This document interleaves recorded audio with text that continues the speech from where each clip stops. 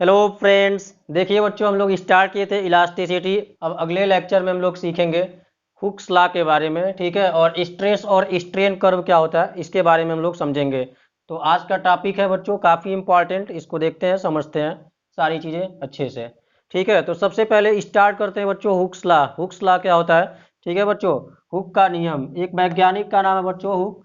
ठीक है, उसने बताया था बच्चों कि लघु विकृतियों की सीमा के भीतर, ठीक है, यानी अगर कहीं पर भी बच्चों अगर क्या हो स्मॉल डिफॉर्मेशन हो, स्मॉल डिफॉर्मेशन का मतलब बच्चों इतना प्रतिबल, बहुत ज़्यादा प्रतिबल ना हो, ठीक है, जिसके अंदर उसके विकृति बहुत ज़्यादा ना हो, ठीक है, मतलब स्मॉल डिफॉर्मेशन के लिए ये फिक्स है बच्चों, ठीक है।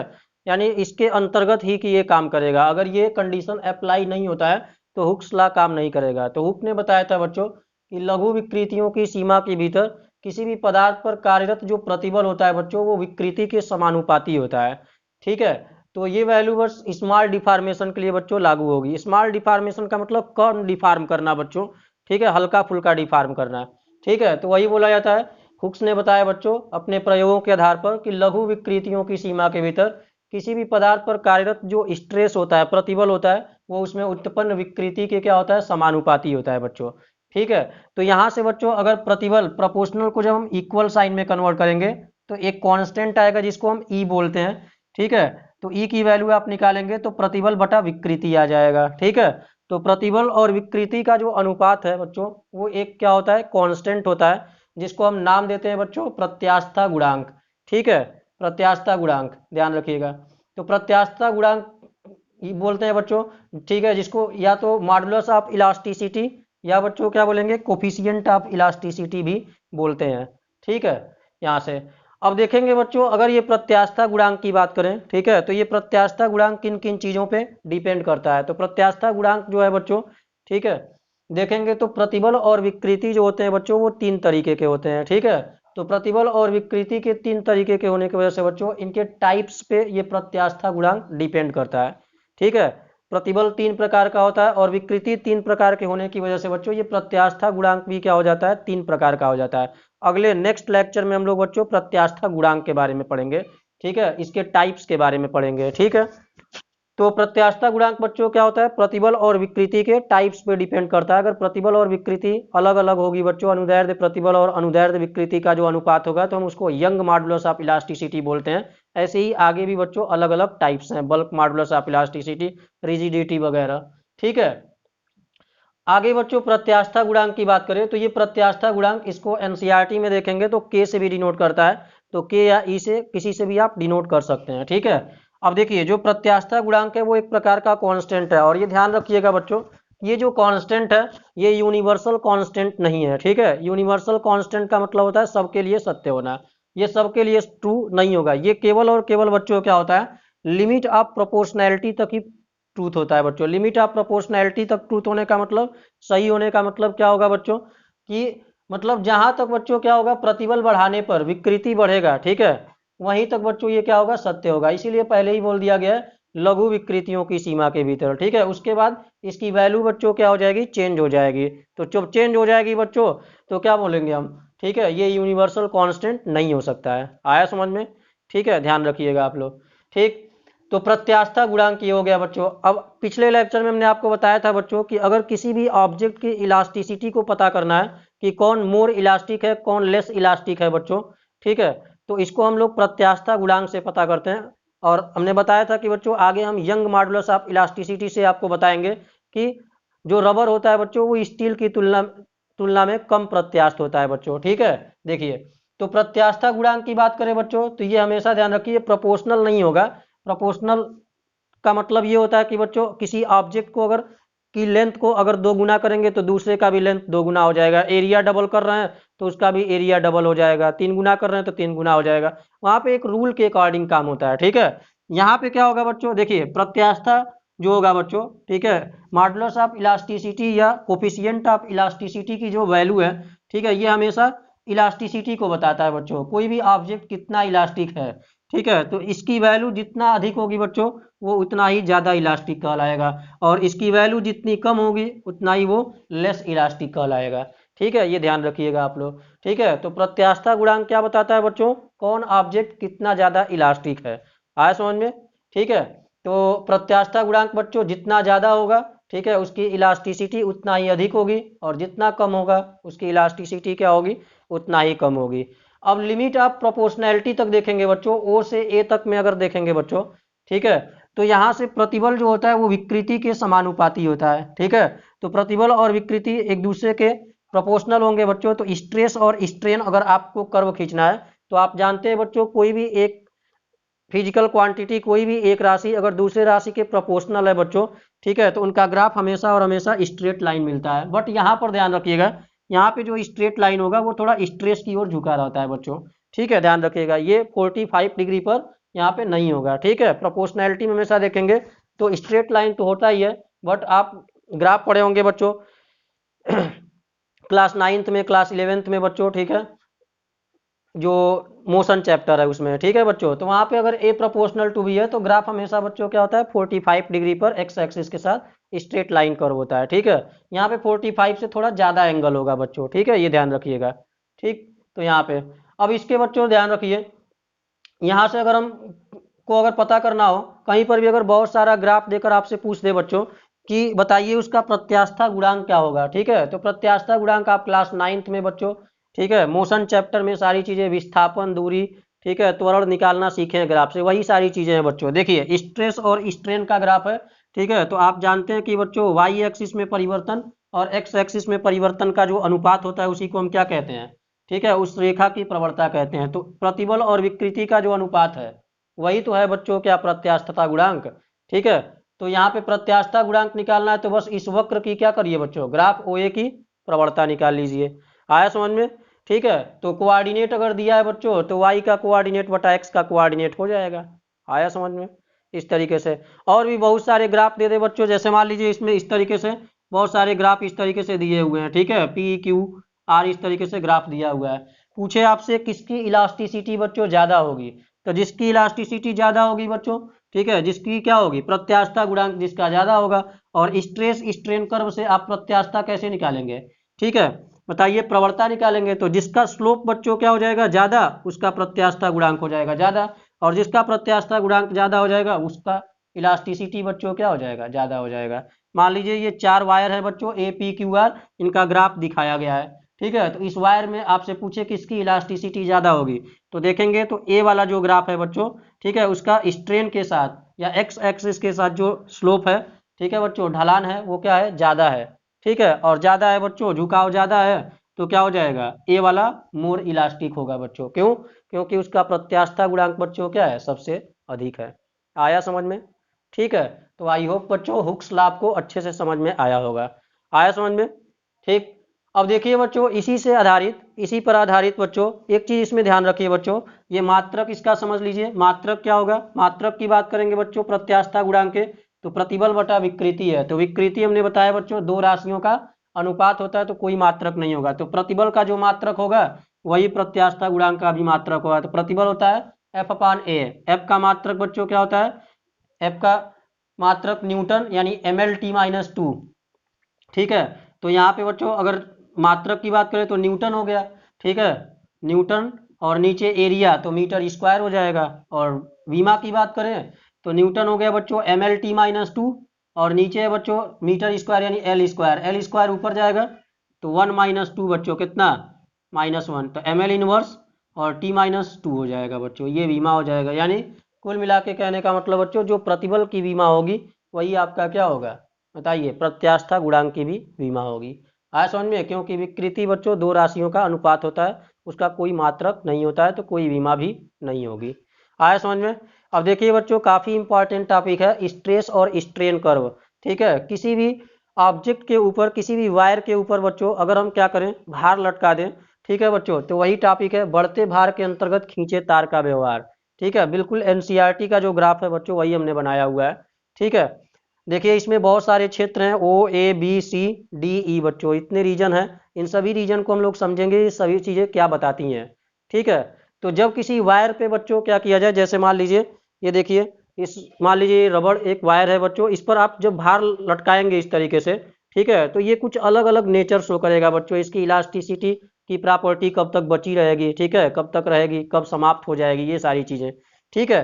तो जब क्या करते हैं बच्चों, इसमें ओ से ए तक का अगर आप ग्राफ देखेंगे, ठीक है, ओ से ए तक के ग्राफ में देखेंगे तो आप पाएंगे कि ये बिल्कुल एक सीधी रेखा है बच्चों, एक स्ट्रेट लाइन है, ठीक है। तो स्ट्रेट लाइन बच्चों लघु विकृतियों की सीमा के भीतर हुक्स लॉ ने बताया था कि यहाँ से यहाँ तक में प्रतिबल जो होता है वो विकृति के समानुपाती होता है, ठीक है। तो ओ से ए तक के ग्राफ में देखेंगे बच्चों तो प्रतिबल जो होगा वो विकृति के क्या होगा, समानुपाती होगा। देखिए इसीलिए इसको हम प्रोपोर्शनल लिमिट भी बोलते हैं, समानुपातिक सीमा। यानी बिंदु ए को अगर हमको बोलना हो बच्चों तो इसको हम क्या बोलेंगे, अनुपातिक सीमा या समानुपातिक सीमा, लिमिट ऑफ प्रोपोर्शनैलिटी। और यहीं तक बच्चों हुक्स लॉ फॉलो होता है, इसके बाद कहीं पर भी हुक्स लॉ को फॉलो नहीं होगा, ठीक है, ये ध्यान रखिएगा। आगे देखिए रीजन ओ ए की बात करें बच्चों तो रीजन ओ से ए तक में, ठीक है, हमने बताया बच्चों यहाँ पर क्या होगा, जहां तक स्ट्रेट लाइन कर्व होगा वहां पे जो प्रतिबल होगा वो विकृति के क्या होगा, समानुपाती होगा। इसीलिए बिंदु ए को अनुपातिक सीमा बोलते हैं। जैसे ही ए के बाद जाएंगे तो ये अनुपातिक सीमा बच्चों इसकी क्या हो जाएगी, समाप्त हो जाएगी। आया समझ में, समानुपातिक होने का मतलब 10 गुना कर रहे हैं तो 10 गुना होगा विकृति। आया समझ में, रूल के अकॉर्डिंग काम होगा, ठीक है। आगे देखिए अगला बच्चों पॉइंट बी की बात करें तो पॉइंट बी में कह रहा है कि प्रत्यास्थ सीमा, ठीक है। पॉइंट बी देखिए जब ए से बी तक अगली बार जाते हैं यानी धीरे धीरे हम क्या करते हैं बच्चों, इस पर रखे हुए भार को हम क्या करते हैं, बढ़ाते हैं, ठीक है। तो बढ़ाएंगे बच्चों तो मान लीजिए ए से बी तक पहुंच गया है, तो ए से बी तक में ग्राफ देखेंगे बच्चों तो ये क्या हो गया, पहले तो स्ट्रेट लाइन था, अब धीरे धीरे ये वक्र हो गया बच्चों। और जब वक्र हो जाएगा बच्चों तो यहाँ तक इसके जस्ट बाद को बच्चों हम क्या बोलते हैं, ठीक है। देखिए जब भार बढ़ाएंगे, ठीक है, तो भार बढ़ाने पर बच्चों अब भार बढ़ाने का मतलब प्रतिबल बढ़ाना, तो प्रतिबल बढ़ाने पर अब भी विकृति बढ़ता है बच्चों, ठीक है। ध्यान दीजिए इसको हम बोलते हैं, इस रीजन को बच्चों इलास्टिक लिमिट या इल्ड पॉइंट बोलते हैं, ठीक है। देखिए पॉइंट बी को हम क्या बोलते हैं, इलास्टिक लिमिट प्रत्यास्थ सीमा या इल्ड पॉइंट बच्चों पराभव बिंदु बोलते हैं, ठीक है। और यहाँ पर जो प्रतिबल होता है बच्चों बिंदु बी पर जो प्रतिबल होता है जिसको हम सिग्मा वाई से डिनोट करते हैं, इसको हम इल्ड स्ट्रेंथ बोलते हैं, ठीक है। इल्ड स्ट्रेंथ का मतलब होता है पराभव सामर्थ्य, ठीक है बच्चों, पराभव सामर्थ्य। पराभव सामर्थ्य का मतलब ये है बच्चों ए से बी तक के रीजन में अगर हम बात करें तो ए से बी तक के रीजन में जो प्रतिबल है बच्चों, ठीक है, अनुपातिक सीमा का यहाँ पे क्या हो जाएगा, अंत हो जाएगा। यानी यहाँ पे अब अगर हम क्या करते हैं, लेंथ को दोगुना करेंगे या प्रतिबल को दोगुना करेंगे, ठीक है, तो विकृति दोगुना नहीं होगी, ठीक है, दो गुने से कुछ ज्यादा होगी। आया समझ में, ठीक है। 3 गुना करेंगे तो 3 गुने से कुछ ज्यादा होगी, इस तरीके से। यानी थोड़े प्रतिबल में ही ज्यादा विकृति आती है बच्चों। आया समझ में, ठीक है। तो देखिए हमने लिखा है बच्चों रीजन ए से बी तक को, ए से बी तक में अनुपातिक सीमा क्या हो जाएगी, खत्म हो जाएगी, प्रोपोर्शनैलिटी खत्म हो जाएगा, ठीक है। और प्रतिबल में हम थोड़ा सा वृद्धि करेंगे बच्चों तो विकृति क्या होगा बच्चों, ज्यादा से ज्यादा बढ़कर आएगा। आया समझ में, ठीक है, प्रतिबल थोड़ा ही बढ़ाएंगे तो विकृति बहुत ज्यादा बढ़ जाएगा। आया समझ में, इस तरीके से ए से बी तक में। जैसे ही बच्चों बी से सी के बाद जाते हैं, ठीक है, बी से सी तक के बाद अब देखेंगे बच्चों ओ से बी तक में क्या होता है कि यहाँ तक बच्चों इस रीजन को हम इलास्टिक रीजन बोलते हैं। कहने का मतलब ये है जब ओ से ए तक में थे बच्चों, ठीक है, ओ से ए तक में थे, ठीक है, तो भार लटकाने के बाद बच्चों, भार लटकाने का मतलब क्या है, प्रतिबल बढ़ाना, ठीक है, प्रतिबल बढ़ाना। तो प्रतिबल एक्सटर्नल फोर्स लगाना और एक्सटर्नल फोर्स लगाकर फिर वापस हटा लेने पर ये वापस आ जाएगा बच्चों, ठीक है। तो इलास्टिक रीजन होने का मतलब ये है। ए से बी तक में भी ऐसा ही होगा बच्चों, अभी भी क्या होगा, ए से बी तक में भी ऐसा ही होगा बच्चों। अभी भी क्या होगा देखेंगे आप, तो भार लटकाने पर बच्चों विकृति तो बहुत तेजी से बढ़ेगी ही बढ़ेगी, लेकिन जैसे ही भार हटा लेंगे तो वापस ही अपनी पोजीशन में आ जाएगा बच्चों, ठीक है। और जब आ जाएगा तो हम यहाँ से यहाँ तक के बच्चों रीजन को, ओ से बी तक के रीजन को क्या बोलेंगे, इलास्टिक रीजन बोलेंगे। तो वही हमने लिखा है रीजन ओ बी को हम प्रत्यास्थ क्षेत्र बोलते हैं बच्चों, ओ से बी तक को। यानी इलास्टिसिटी में हमने यही बताया था बच्चों, यदि किसी ऑब्जेक्ट पर एक्सटर्नल फोर्स, ठीक है, लगाकर हटा लेने पर बच्चों क्या हो, वापस वो अपनी पोजीशन को प्राप्त कर ले तो उसको हम इलास्टिसिटी बोलते हैं, ठीक है। तो यहाँ तक तो ऐसा होगा, लेकिन बच्चों जैसे ही हम बी से सी तक में जाएंगे ये कर्व देखेंगे, ठीक है, तो अब क्या होगा, अब थोड़ा सा भी उससे भी ज्यादा भार अगर लटकाते हैं बच्चों, ठीक है, तो अब क्या होगा, अब थोड़ा ही प्रतिबल, जैसे प्रतिबल बढ़ा रहे थे तो विकृति बढ़ रही थी बच्चों, अब क्या होगा, अब थोड़ा ही प्रतिबल लगाएंगे तो बहुत तेजी से विकृति होगी बच्चों, ठीक है। तार धीरे धीरे अब क्या होगा, पतला होना स्टार्ट हो जाएगा, ठीक है, बी से सी तक में। अभी देखेंगे तो मैक्सिमम तार पतला होना स्टार्ट होता है डी के बाद से बच्चों, ठीक है, लेकिन यहाँ से देखिए बी से सी तक के रीजन को बच्चों हम देखेंगे, ठीक है। तो बिंदु बी के बाद का जो क्षेत्र है बच्चों, उसको हम क्या बोलते हैं, प्रत्यास्थता का गुण समाप्त हो जाता है, ठीक है। गुण समाप्त बोल सकते हैं बच्चों, ठीक है, मतलब 1% 2% बचा रहता है, इस तरीके से बोल सकते हैं। मतलब धीरे धीरे बोल सकते हैं कि इलास्टिसिटी की जो प्रॉपर्टी है वो डिक्रीज होना स्टार्ट हो जाती है, यानी कम होना स्टार्ट हो जाती है बच्चों, ठीक है। धीरे धीरे क्या हो जाएगी, कम होना स्टार्ट हो जाएगी बी के बाद से बच्चों, जितने भी पॉइंट्स हैं, ठीक है। डी पर जाते जाते बच्चों क्या हो जाएगा, डी के बाद एकदम अब खत्म ही हो जाएगा, यहाँ पे मैक्सिमम स्ट्रेस होगा और यहाँ पे एकदम खत्म हो जाएगा, ठीक है, इस तरीके से। तो यहाँ से बी से सी तक जाएंगे तो धीरे धीरे बच्चों क्या होगी, इलास्टिसिटी की प्रॉपर्टी समाप्त हो जाएगी, यानी अब हम उस भार को हटाएंगे बच्चों, ठीक है। तो जो वायर है बच्चों, जो ऑब्जेक्ट है, वापस अपनी पोजीशन को मेंटेन नहीं कर पाएगा। आया समझ में, ठीक है। तो इस रीजन को हम बच्चों एक तरीके से बी से ई तक के रीजन को हम क्या बोलते हैं, प्लास्टिक रीजन बोलते हैं, ठीक है। बी से ई तक के रीजन को देखिए यहाँ पे लिखे होंगे, ठीक है। रीजन बी ई प्लास्टिक या सुघट्य क्षेत्र बोलते हैं इसको, ठीक है, प्लास्टिक या सुघट्य क्षेत्र। बट यहाँ से यहाँ तक का बी से सी तक बच्चों, ठीक है, हालांकि इसमें अभी भी 1 से 2% बच्चों बी से डी तक के रीजन में इलास्टिसिटी की प्रॉपर्टी थोड़ी बहुत बची रहती है, ठीक है। तो पॉइंट सी को बच्चों क्या बोलेंगे, देखिए बिंदु सी को अगर बोलना हो, बी के बाद का जो क्षेत्र होगा बच्चों, उसमें क्या बोलेंगे, प्रत्यास्थता का गुण समाप्त हो जाएगा, ठीक है। और जो धातुएं होती हैं बच्चों वो डक्टाइल होती हैं। देखिए ये जो ग्राफ खींचा गया है बच्चों, ये धातुओं का ही ग्राफ खींचा गया है, और इसके बाद जो बच्चों, जो धातु जो होती है वो तन्यता की तरह बिहेव करने लगती है, डक्टाइल नेचर शो करने लगती है, ठीक है, प्रत्यास्थता का गुण समाप्त होने के बाद, ठीक है। अब देखिए पॉइंट सी की बात करें बच्चों, तो बिंदु सी पर देखिए ओ से ए तक में बच्चों अगर हम प्रतिबल को जीरो कर रहे थे, ठीक है, तो विकृति जीरो हो जा रही थी। ए से बी तक में भी बच्चों प्रतिबल को जीरो करने पर विकृति जीरो हो जाती है। लेकिन जैसे ही बच्चों बी से आगे के रीजन में आते हैं, सी पॉइंट पर आते हैं, इधर कहीं पॉइंट लेते हैं, इधर कहीं पॉइंट लेते हैं, इधर कहीं पॉइंट लेंगे, ठीक है। तो अब क्या होगा बच्चों, प्रतिबल जीरो करने पर विकृति जीरो नहीं होगी बच्चों। देखिए इसके अंदर क्या हो गया, अस्थाई विरूपण आ गया। जैसे प्लास्टिक का एग्जाम्पल दिए थे बच्चों ना, ठीक है, एक बार अगर खींच देंगे, ठीक है, तो वो वापस अपनी पोजीशन को मेंटेन नहीं कर पाएगा। आया समझ में, तो ये हो जाएगा बच्चों। तो सी, बी से सी तक के रीजन में बच्चों क्या होगा, प्रतिबल, देखिए प्रतिबल जीरो कर रहे हैं, प्रतिबल जीरो कर रहे हैं, लेकिन विकृति जीरो नहीं हुआ है, ठीक है। इसके अंदर क्या हो गया, परमानेंट सेट इसको बोलते हैं, या परमानेंट स्ट्रेन बोलते हैं, अस्थाई विरूपित हो गया बच्चों एक बार एक्सटर्नल फोर्स लगाने पर, ठीक है। तो इस रीजन को बच्चों हम क्या बोलेंगे, प्लास्टिक रीजन बोलेंगे एक तरीके से, ठीक है। हालांकि थोड़ी बहुत यहाँ से यहाँ तक में, ठीक है बच्चों, इलास्टिसिटी की प्रॉपर्टी बची रहती है, हालांकि वापस पोजीशन पे नहीं आता है, बी तक ही आता है बच्चों। इसलिए हम ओ से बी तक के रीजन को क्या बोलते हैं, बताइए, ओ से बी तक के रीजन को हम क्या बोलते हैं, बोलिए, इलास्टिक रीजन बोलते हैं। आया समझ में। अब देखिए, अब आगे बात करें बच्चों, बिंदु सी हो गया, ठीक है। अब देखिए यहाँ से बिंदु सी के बाद से बच्चों, ठीक है, पॉइंट डी की बात करें बच्चों, ठीक है। जैसे ही बच्चों अब धीरे धीरे और भार को अगर हम बढ़ाते हैं बच्चों, तो जब बिंदु डी पर आता है, बिंदु डी पर आने के बाद बच्चों इसको हम मैक्सिमम स्ट्रेस का कंडीशन बोलते हैं। मैक्सिमम स्ट्रेस का मतलब पूरा जितना अधिकतम क्षमता तक बच्चों भार लटकाना था आपने लटका दिया, ठीक है, यानी उससे ज़्यादा भार नहीं लटका सकते हैं, उससे ज़्यादा प्रतिबल नहीं लगा सकते हैं, ठीक है। तो इसको हम मैक्सिमम स्ट्रेस का कंडीशन बोलते हैं, ठीक है। तो जब मैक्सिमम स्ट्रेस हो जाएगा बच्चों यहाँ से, ठीक है, तो देखिए इसको हम बोलते हैं चरम तनन सामर्थ्य, अल्टीमेट टेंसाइल स्ट्रेंथ, या भंजक प्रतिबल। देखिए यहाँ से संगत जो प्रतिबल होता है बच्चों, इसको हम सिग्मा यू से या एस यू से डिनोट करते हैं, आप एनसीईआरटी में देखेंगे, ठीक है। तो सिग्मा यू या एस यू लिखा रहता है, ठीक है। तो अल्टीमेट टेंसाइल स्ट्रेंथ इसके संगत प्रतिबल को बोलते हैं बच्चों, इसको चरम तनन सामर्थ्य या भंजक प्रतिबल कहते हैं। भंजक प्रतिबल का मतलब ये होता है बच्चों, वह अधिकतम प्रतिबल जहां तक बच्चों तार टूटने से पहले तक क्या करे, सहन कर सके, बियर कर सके। आया समझ में, यानी उससे थोड़ा सा भी अगर ज्यादा प्रतिबल लगाते हैं बच्चों, ठीक है, तो वो तार क्या हो जाएगा, टूट जाएगा। आया समझ में, ठीक है, ये हो जाएगा बच्चों। तो बिंदु डी वाले पॉइंट को क्या बोलेंगे बच्चों, मैक्सिमम स्ट्रेस का कंडीशन बोलेंगे, जिसको हम ब्रेकिंग स्ट्रेस भी बोलते हैं बच्चों, ठीक है। भंजक प्रतिबल यानी अब तार टूटने ही वाला हो, ठीक है, लास्ट पोजीशन पे है बच्चों, ठीक है। तो ये हो जाएगा इस तरीके से।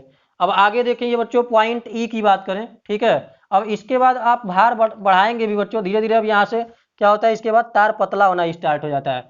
तो अब अगर आप भार कम भी करेंगे बच्चों ना, ठीक है, तो वो तार क्या हो जाएगा बच्चों, अपने आप टूट जाएगा। आया समझ में, बिंदु डी से ई तक। अब भार बढ़ाने की आपको जरूरत ही नहीं है, क्योंकि हमने पहले ही बोल दिया कि ये मैक्सिमम क्या है बच्चों, स्ट्रेस का कंडीशन है, ठीक है, प्रतिबल का कंडीशन है। तो इसके बाद आप थोड़ा सा भी क्या है, भार को हल्का भी करेंगे तभी वो तार बच्चों क्या हो जाएगा, टूट जाएगा बच्चों, ठीक है। और बिंदु ई को हम क्या कंडीशन बोलते हैं, फ्रैक्चर पॉइंट। फ्रैक्चर पॉइंट का मतलब होता है बच्चों विभंजन बिंदु या विच्छेदन बिंदु, ठीक है, इस तरीके से। तो यहाँ के बाद बच्चों क्या हो जाएगा, डी से ई तक के रीजन में जो वायर है बच्चों वो क्या हो जाएगा, टूट जाएगा। आया समझ में, इस तरीके से। तो ये सारी चीज़ें थी बच्चों इसमें, ठीक है, डी से ई तक के रीजन में ये। अब देखिए इसमें और चीज़ें अगर आपको जानना हो, ठीक है, डी से ई तक का रीजन हो गया बच्चों, ई के बाद फ्रैक्चर पॉइंट हो गया, ठीक है। अब देखिए बच्चों इसमें एक चीज़ आता है, डक्टाइल जो तन्य है, ठीक है, इसमें क्या होता है कि बच्चों जब डी और ई के बीच का जो गैप होता है, ठीक है, डी और ई के बीच का गैप का मतलब ये है बच्चों, जब मैक्सिमम स्ट्रेस और फ्रैक्चर पॉइंट के बीच काफ़ी ज़्यादा गैप होता है तो वहाँ पे जो धातुएं होती हैं बच्चों वो डक्टाइल नेचर शो करती हैं, ठीक है। और जब डी और ई बच्चों, ठीक है, काफ़ी पास पास होते हैं, ठीक है, तो वो बच्चों क्या होते हैं बच्चों, ब्रिटल का कंडीशन शो करते हैं, यानी भंगुर की अवस्था उनको बोलते हैं। भंगुर की अवस्था, धातुएं भंगुर हो जाती हैं बच्चों, ठीक है, यानी भंगुर होने का मतलब बच्चों थोड़ा सा भी बल लगाएं, ठीक है, तो वो आसानी से क्या हो जाए, टूट जाए।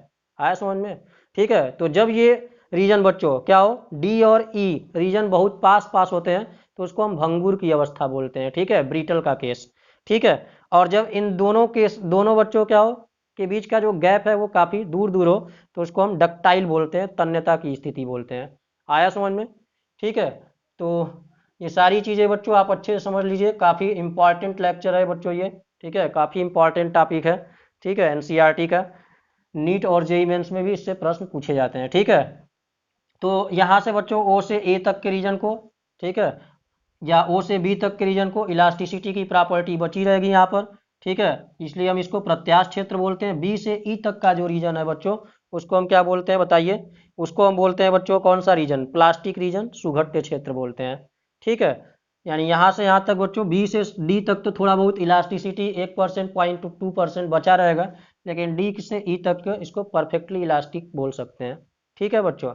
यानी यहाँ के बाद से कहीं वापस अपनी पोजीशन को मेंटेन नहीं कर पाएगा, ठीक है। तो ये सारी चीज़ें हो गई बच्चों, ठीक है, सारी चीज़ें हमने आपको समझा दिया, ठीक है, प्लास्टिक विरूपण। अब देखिए बच्चों इसमें एक टॉपिक और पूछता है, ठीक है, थोड़ा सा हम इसको इरेज कर लेते हैं, ठीक है। इसके अंदर इलास्टोमर के बारे में पूछता है, तो इलास्टोमर समझ लेते हैं क्या होता है।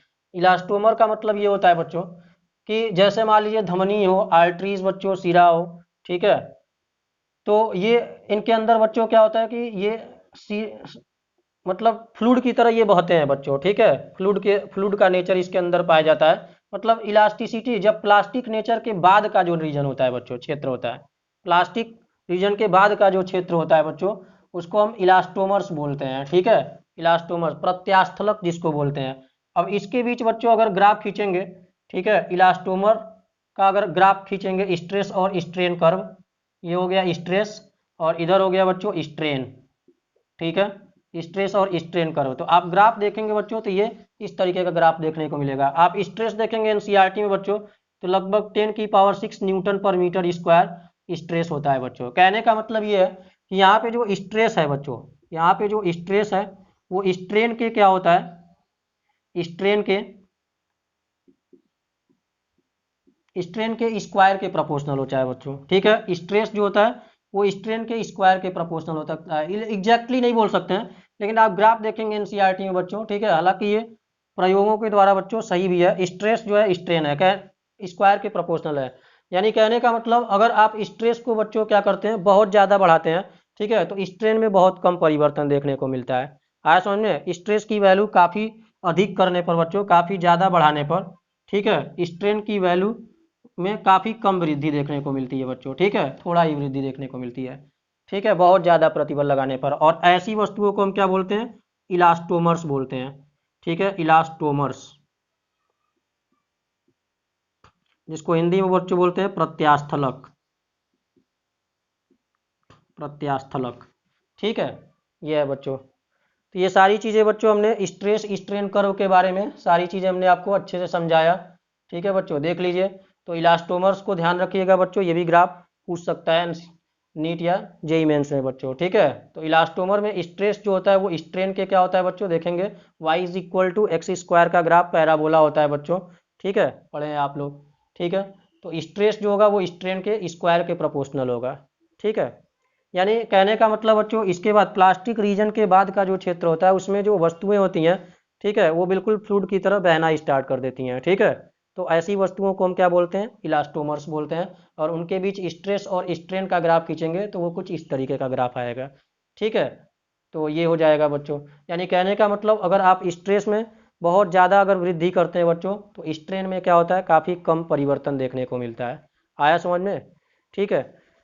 तो काफ़ी इंपॉर्टेंट टॉपिक था बच्चों। तो आई होप ये सारी चीज़ें आपको अच्छे से समझ में आई होंगी। मिलते हैं नेक्स्ट वीडियो में, तब तक के लिए जय हिंद। स्क्रीनशॉट लेना हो तो ले सकते हैं आप।